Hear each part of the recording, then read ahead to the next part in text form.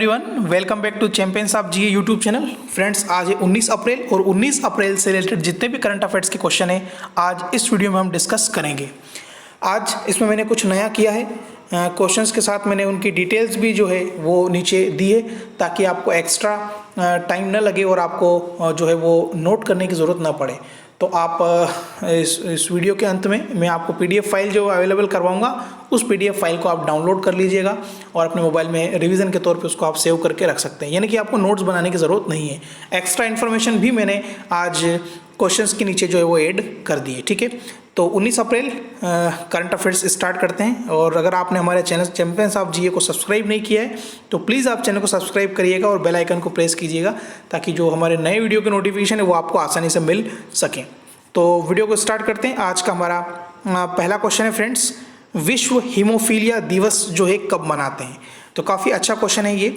विश्व हीमोफीलिया दिवस मनाया जाता है 17 अप्रैल को। ठीक है, और ये 17 अप्रैल को मनाया जाता है, लेकिन एक और टर्म जो है वो आपसे एग्जाम में पूछ लिया जाता है कि इस वर्ष जो विश्व हीमोफीलिया दिवस मनाया गया है उसका मुख्य विषय, या इसको हम इंग्लिश में थीम भी बोलते हैं। ओके, विश्व हीमोफीलिया दिवस की इस वर्ष की थीम क्या थी? तो इस वर्ष की थीम थी गेट प्लस इन्वॉल्व। ओके, तो ये भी क्वेश्चन एग्जाम में बन सकता है कि विश्व हीमोफीलिया दिवस जो 17 अप्रैल को इस वर्ष मनाया गया है उसकी थीम क्या थी? तो इसकी थीम थी गेट प्लस इन्वॉल्व। इसके अलावा और भी हम थोड़ा सा इसमें इंफॉर्मेशन ले लेते हैं। मुख्य विषय यानी कि थीम तो थे ही था गेट प्लस इन्वॉल्व। इसके अलावा विश्व हीमोफीलिया दिवस का उद्देश्य क्या है? फ्रेंड्स, हीमोफीलिया जो है ये एक प्रकार की आनुवंशिक बीमारी है। ये भी आप याद रखिएगा कि हीमोफीलिया जो है कौन सी बीमारी एग्जाम में पूछा जाता है, तो ये है एक आनुवंशिक बीमारी। तो हीमोफीलिया तथा अन्य आनुवंशिक खून बहने वाले विकारों के बारे में जो है जागरूकता फैलाना, ये इसका उद्देश्य था। यानी कि क्यों हम विश्व हीमोफीलिया दिवस मनाते हैं, वो इसीलिए कि हीमोफीलिया और अन्य आनुवंशिक खून बहने वाले विकारों के बारे में जो है जागरूकता फैलाना इस दिवस को मनाने का मुख्य उद्देश्य है। और मैं आपको बता दूं, हीमोफीलिया अगर किसी व्यक्ति को है तो उसके जो खून बनने की जो थक्का बनने की जो प्रक्रिया होती है वो थोड़ी कम हो जाती है। ठीक है, यानी कि ये उसको थक्का जमने की प्रक्रिया को प्रभावित करता है। तो ये एक प्रकार का आनुवंशिक रोग है, और अगर ये रोग जिस व्यक्ति में होता है उसका जो खून का थक्का है वो नहीं जमता है। ठीक है, इसके अलावा इससे पीड़ित व्यक्ति को अन्य सामान्य व्यक्तियों की तुलना में जो है वो चोट लगने पर अधिक रक्तस्राव होता है, ये मैंने आपको बता दिया है। तो ये इसकी कुछ हीमोफीलिया की विशेषताएं हैं, और ये क्या इसका जो है मुख्य थीम यानी कि विषय था गेट प्लस इन्वॉल्व, ये इंपॉर्टेंट है, ये आप याद रखिएगा। और ये एक प्रकार की आनुवंशिक बीमारी है, ये भी आप याद रखिएगा। इसके अलावा एक और बात इसमें जो नोट करने वाली है कि हीमोफीलिया जो ये रोग है ये महिलाओं की तुलना में पुरुष के प्रभावित होने की संभावना इसमें अधिक होती है। यानी कि ये पुरुषों में ज़्यादा होता है। ठीक है, मतलब मेल में ये संभावना ज़्यादा होती है और फीमेल में जो है वो हीमोफीलिया की संभावना कम होती है। अगला प्रश्न है हमारा, कोविड-19 यानी कि कोरोना वायरस की वजह से भारतीय अर्थव्यवस्था को हो रहे नुकसान से बचाने के लिए आरबीआई यानी कि रिजर्व बैंक ऑफ इंडिया ने रिवर्स रेपो रेट में कितने आधार अंकों की कटौती की घोषणा की है? तो ये काफ़ी इम्पोर्टेंट जो है निर्णय रिजर्व बैंक ऑफ इंडिया के द्वारा लिया गया है। इसके लिए मैंने एक वीडियो भी बनाया है कि कितना रिवर्स रेपो रेट कम किया गया है और किस नियम के तहत का किया गया है। अगर आपने वो वीडियो मेरा नहीं देखा है तो वो प्लीज़ आप उसकी लिंक आपको नीचे में डिस्क्रिप्शन बॉक्स में दे दूँगा, वहाँ पर आप वो आरबीआई से रिलेटेड वो वीडियो बहुत अच्छा है, आप उसको देखिएगा। तो रिवर्स रेपो रेट में कितने अंकों की कटौती की है? तो ये 0.25% जो है बेसिस अंकों की कटौती करके जो आरबीआई ने रिवर्स रेपो रेट अब जो निर्धारित किया है वो किया है 3.75, और पहले ये था 4% जिसमें 0.25% की कटौती करके इसको अब कर दिया है 3.75%। तो ये क्यों किया है इसको पूरा डिटेल में हम देखते हैं। आप सभी लोगों को पता होगा कि रिजर्व बैंक ऑफ इंडिया यानी कि आरबीआई ने 17 अप्रैल 2020 को एक प्रेस कॉन्फ्रेंस करी थी, और रिजर्व बैंक ऑफ इंडिया के जो गवर्नर है शक्तिकांत दास, ये 25वें गवर्नर है रिजर्व बैंक ऑफ इंडिया के। ओके, इन्होंने कोविड-19 की वजह से भारतीय अर्थव्यवस्था को जो नुकसान हो रहा है उससे बचने के लिए बहुत सारी घोषणाएं करी थी। वो देख लेते हैं हम क्या क्या है।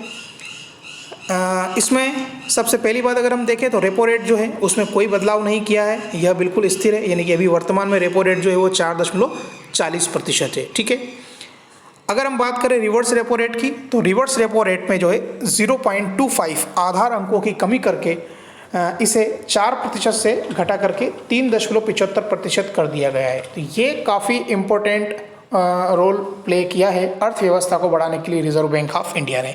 ये एग्ज़ाम में बिल्कुल पूछा जा सकता है कि आरबीआई ने जो है रिवर्स रेपो रेट कितना कम किया है। तो 0.2% टू 5% कम करके उन्होंने 4% से इसको 3.75% कर दिया है। ठीक है, तो रिवर्स रेपो रेट क्या होता है? रिवर्स रेपो रेट वह दर है जिस पर बैंकों को उनकी ओर से आरबीआई में जमा धन पर जो है वो ब्याज मिलता है।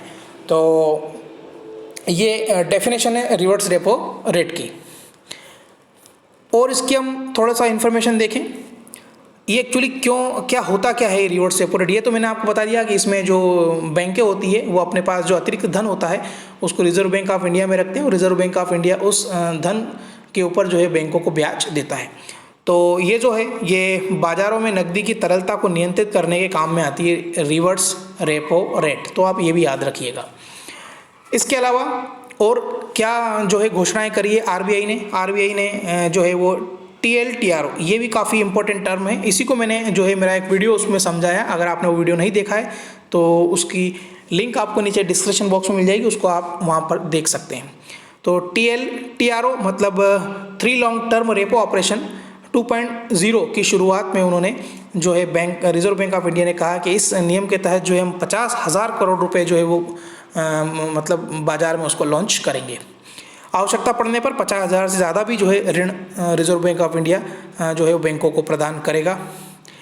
इसके अलावा आरबीआई ने TRO 2.0 के तहत MFI यानी कि जो माइक्रो फाइनेंस इंस्टीट्यूशंस होते हैं और NBFC यानी कि नॉन बैंकिंग फाइनेंस कंपनियां जो है उनको 50,000 करोड़ रुपए देने की मदद भी की है। इसके अलावा आरबीआई ने नाबार्ड को 25,000 करोड़ रुपए, ये भी एक क्वेश्चन बन सकता है एग्जाम में आपको। सिडबी यानी कि जो small industries development bank of India है उनको 15,000 करोड़ रुपए और नेशनल हाउसिंग बैंक जिसको हम NHB बोलते हैं उसको भी 10,000 करोड़ रुपए देने की घोषणा की है। तो ये काफ़ी क्वेश्चन बन सकते हैं यहाँ पे। एक तो यही बन जाएगा कि नाबार्ड को आरबीआई ने कितना पैसा दिया है, तो 25,000 करोड़ रुपए दिया है। सिडबी को कितना दिया है, तो 15,000 दिया है। NHB यानी कि नेशनल हाउसिंग बैंकिंग को कितना दिया है, तो ये 10,000 करोड़ रुपए दिया है। तो काफ़ी जो है मैंने इसमें आपको इन्फॉर्मेशन बता दिया है, लेकिन इसका जो मेन क्वेश्चन का जो आंसर है वो है 0.25%, यानी कि रिवर्स रेपो रेट में 0.25% की कमी कर अब जो है रिवर्स रेपो रेट है 3.75%। पहले यह था 4%। ठीक है, चलिए अगला क्वेश्चन है हमारा क्वेश्चन नंबर 3। ये भी काफ़ी इंपॉर्टेंट है फ्रेंड्स। भारतीय क्रिकेट टीम के किस खिलाड़ी को दुबई स्थित क्रिकेट अकादमी, जिस अकादमी का नाम है क्रिक किंगडम, का ब्रांड एम्बेसडर जो है वो नियुक्त किया गया है? तो ये नियुक्त किया गया है रोहित शर्मा को। ठीक है, रोहित शर्मा को दुबई के अंदर एक क्रिकेट एकेडमी है जिसका नाम है क्रिक किंगडम, इसका ब्रांड एम्बेसडर नियुक्त किया है। तो जान लेते हैं इसकी डिटेल्स क्या है। आपको ये तो पता ही होगा कि भारतीय क्रिकेट टीम के जो वनडे के उप कप्तान हैं उनका नाम है रोहित शर्मा। तो इनको दुबई स्थित क्रिकेट अकादमी जो क्रिक किंगडम के नाम से मशहूर है उसका ब्रांड एम्बेसडर जो है इनको बनाया है। तो ये क्या करेगी, यह एकेडमी जो है वैश्विक महामारी कोविड-19 के प्रकोप कम होने के बाद, यानी कि अभी की बात नहीं है, ये कोविड-19 का जब अगर प्रकोप कम हो जाएगा उसके बाद ऑनलाइन प्लेटफॉर्म के माध्यम से कोचिंग सुविधाएं जो है क्रिकेट के लिए मुहैया करवाएगी।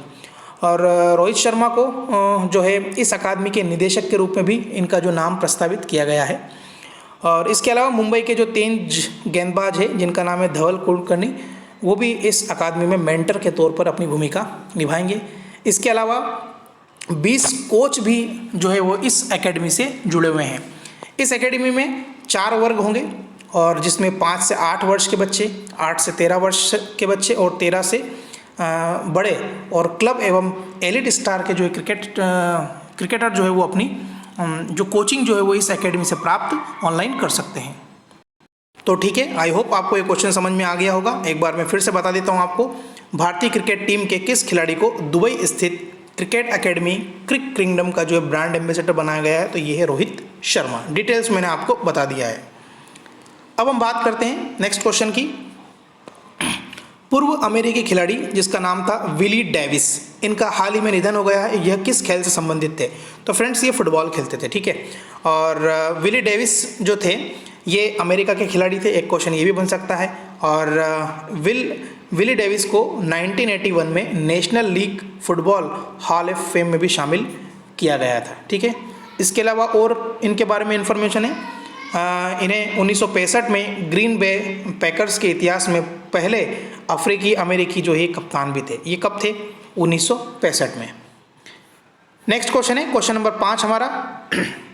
किस खिलाड़ी को विश्व वन्य जीव कोष, जिसको हम WWF बोलते हैं, वर्ल्ड वाइड फेडरेशन, तो भारत के पर्यावरण शिक्षा कार्यक्रम का जो है इन्हें राजदूत नियुक्त किया गया है। यानी कि ये एक भारतीय खिलाड़ी है जिसका नाम है विश्वनाथ आनंद और ये शतरंज के खिलाड़ी है। ठीक है, तो इन्हें हाल ही में विश्व वन्य जीव कोष भारत के पर्यावरण शिक्षा कार्यक्रम का जो है वो राजदूत नियुक्त किया गया है।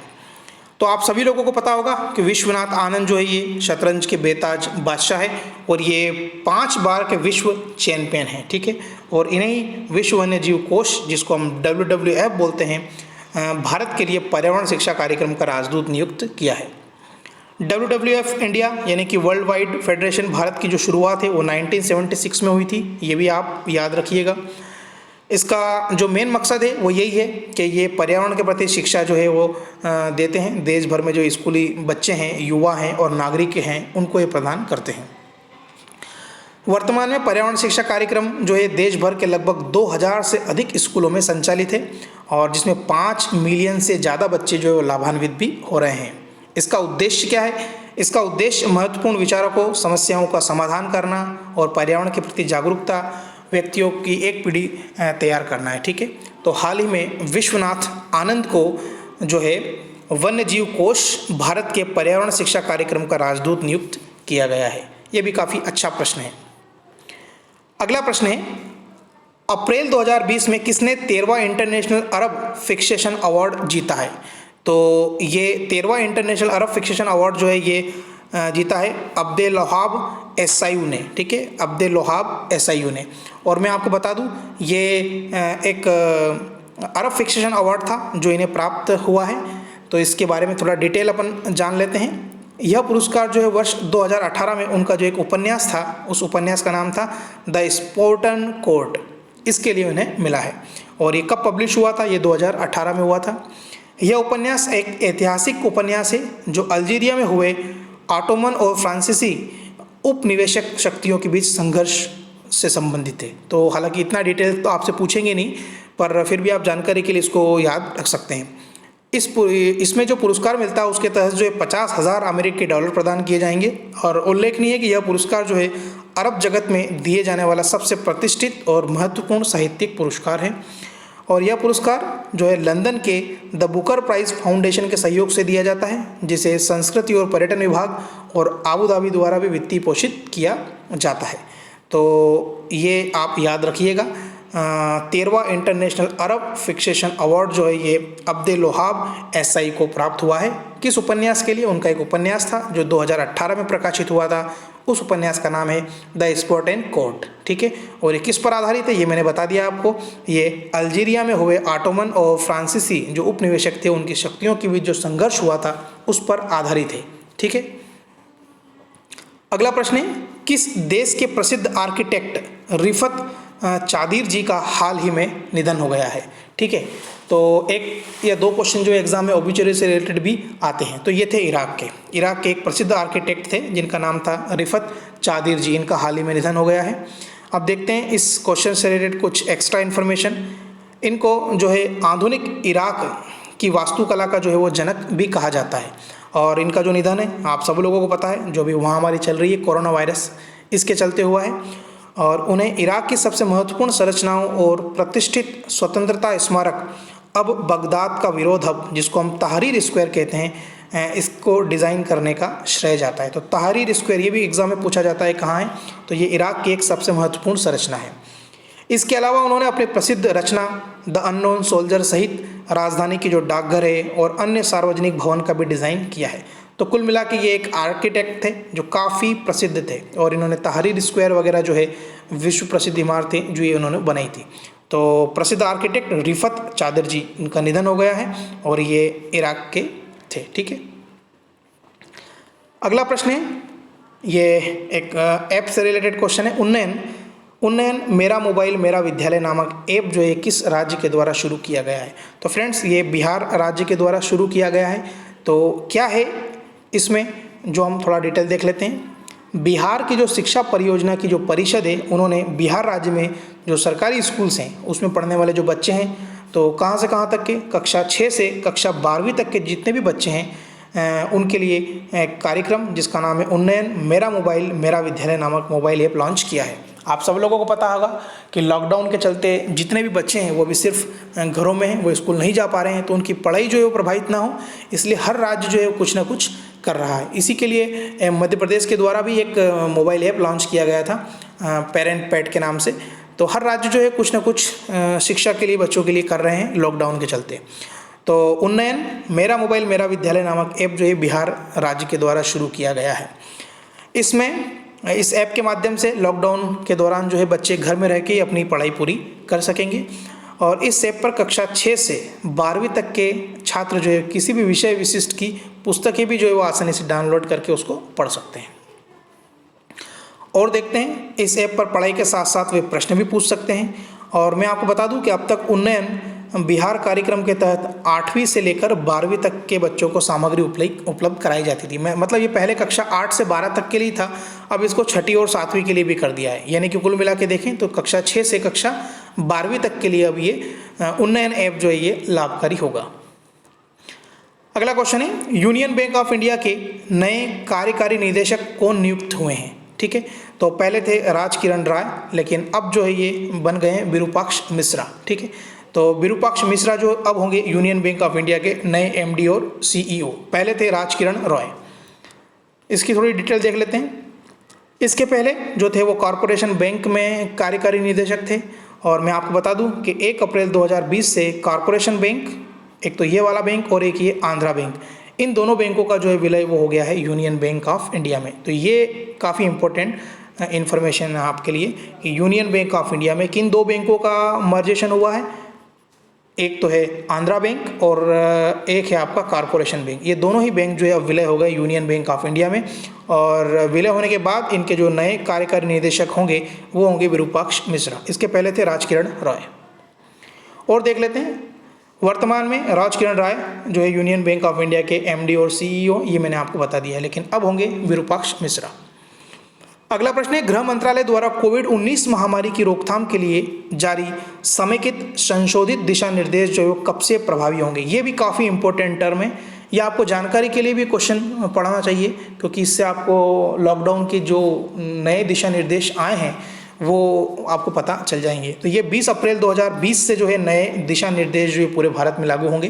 क्या दिशा निर्देश है ये थोड़ा हम देख लेते हैं। जारी किसने किए? गृह मंत्रालय ने।